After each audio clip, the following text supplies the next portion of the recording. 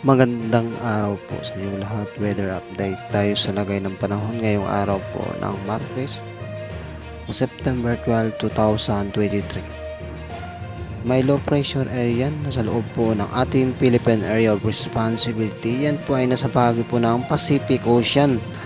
Malapit po yan sa Batanes, kung saan po ay posibleng makaranas po tayo ng mga makulimlim at may mga pag-ulan na panahon.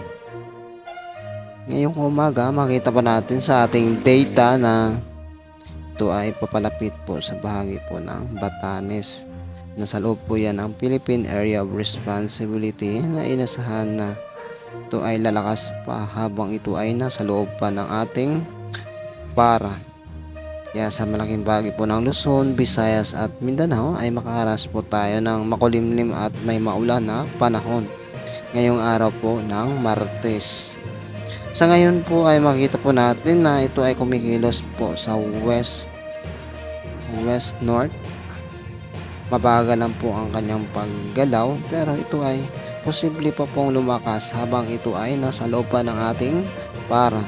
Kaya ito, makita po natin sa Mataga, Visayas at Mindanao ay nakaranas din ng makulimlim at maulan na panahon. Sa malaking bahagi ng Luzon, Visayas at Mindanao. Huwag kalimutan mag-subscribe sa aking YouTube channel. Magandang umaga po sa inyong lahat.